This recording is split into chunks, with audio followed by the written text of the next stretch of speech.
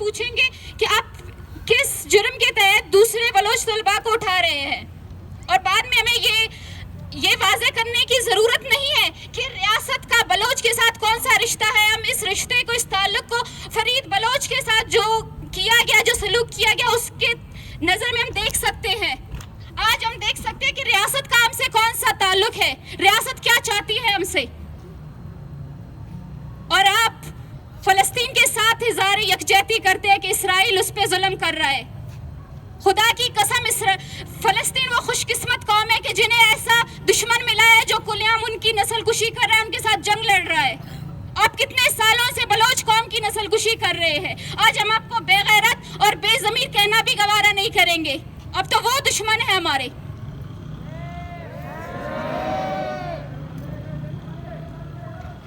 آئیں آپ اپنے تعلق کا اظہار کریں کھلے عام.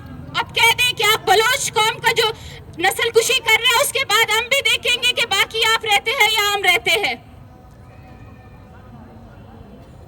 ہم نہیں بھولے ہیں وہ فیک انکاؤنٹر جو زیارت میں ہمارے لاپتہ افراد کے ان کے نیم مردہ لاشوں کو وہاں پہ جو مسخ کیا گیا، ہم نہیں بھولے اس کو.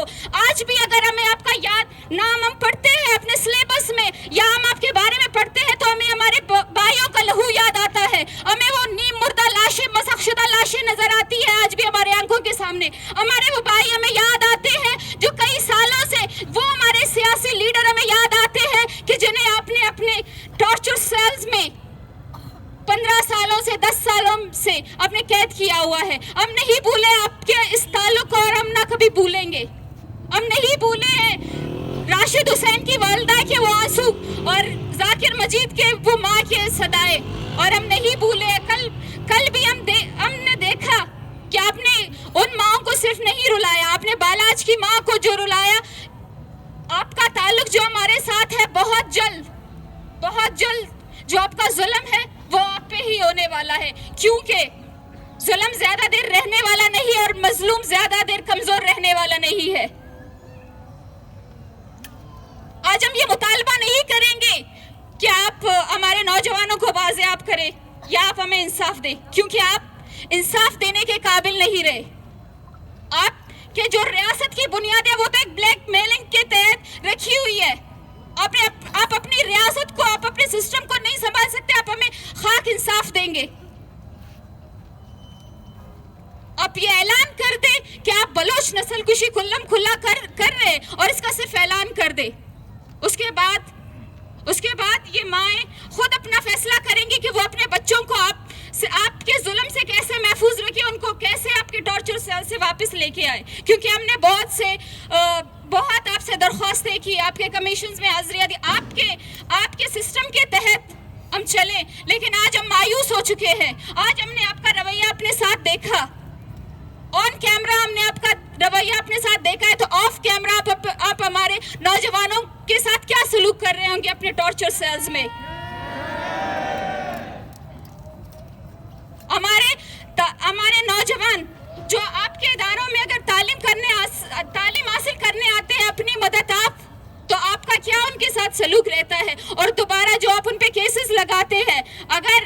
اگر آپ کے بات میں اتنا دم ہے تو آپ کے پاس آپ کی عدالتیں ہیں، ان میں لے کے آئیں، پروف کریں، اس کے بعد کون آپ کو رد کر سکتا ہے.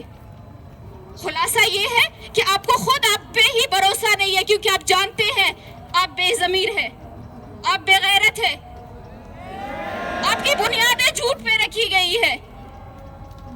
70 سالوں سے آپ اب تک جھوٹ پہ پلتے آ رہے ہیں، اور اب تک تو پھر ہم کیسے آپ سے یہ مطالبہ کریں کہ آپ ہمیں انصاف دیں.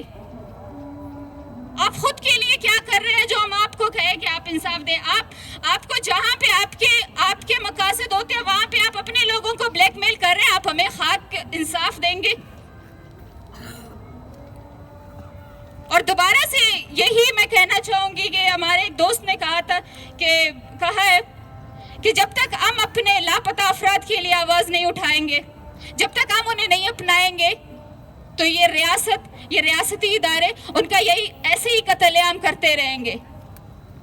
کچھ دن پہلے بالاچ بھی تھا جو یہی کہہ رہا تھا کہ میری قوم میرے لیے آواز اٹھائے. اور بہت سے بالاچ آج بھی ریاستی ٹارچر سیلز میں جو ہمارے آواز کے منتظر ہے.